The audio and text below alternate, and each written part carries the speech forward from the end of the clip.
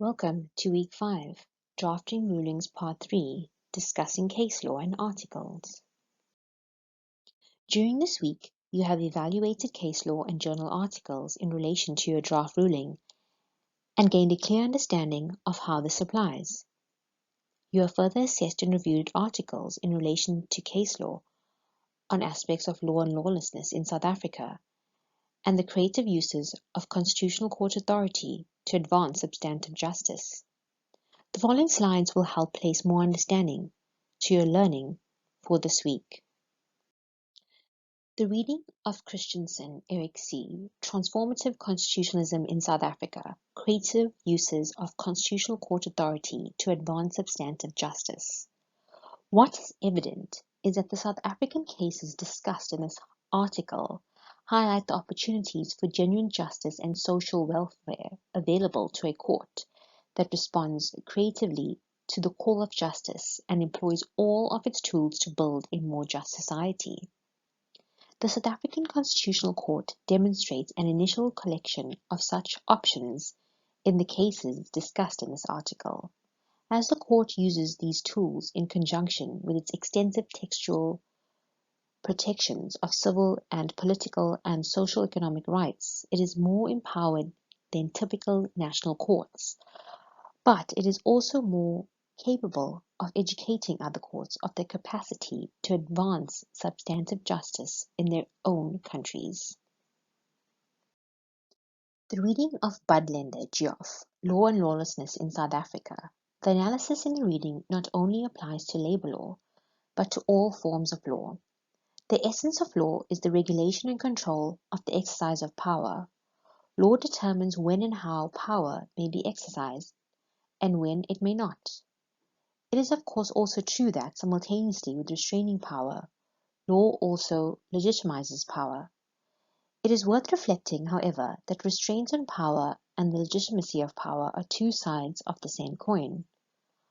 On a general point, the Marikana massacre was a killing of 34 miners by the South African Police Service.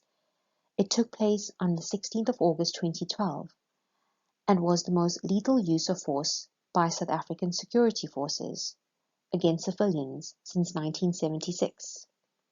Therefore, labor disputes have been in the spotlight on labor rights in South Africa. These strikes have been categorized by incidents of violence and intimidation.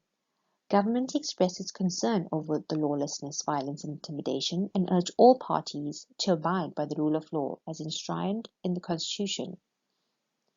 It further called on strikers to use existing channels for wage negotiations and dispute resolution, and not to resort to violence and intimidation and disregard for accepted procedures that are clearly delineated in labor legislation.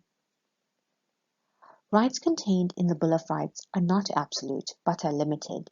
The relationship between the law and the rights is that the rules of law prescribe on the powers that the holder of a right may exercise, and its limitation.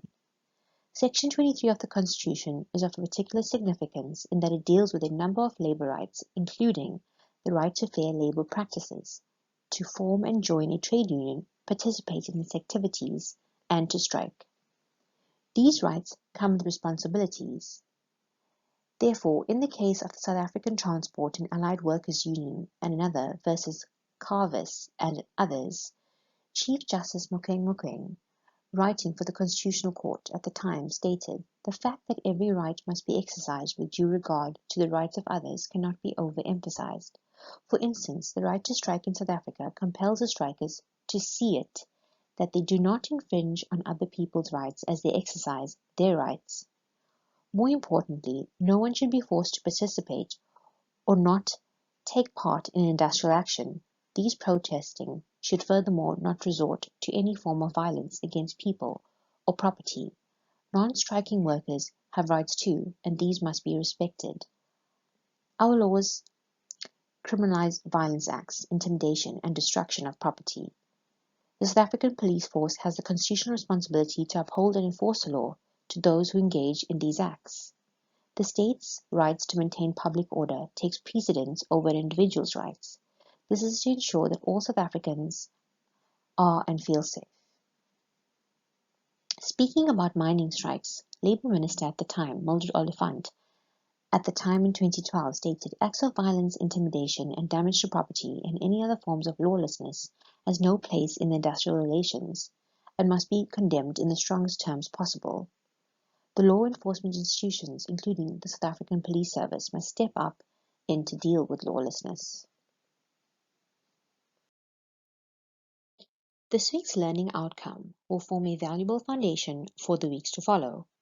You are encouraged to read further on any additional readings if you can, including the readings required for this learning unit, to guide you in your evaluation on the applicable case law and journal articles in relation to your draft ruling. You are further tasked to draft an infographic and interact with your peers in a discussion forum. Join me for the next week as we draft rulings part 4, application of facts and issue to law.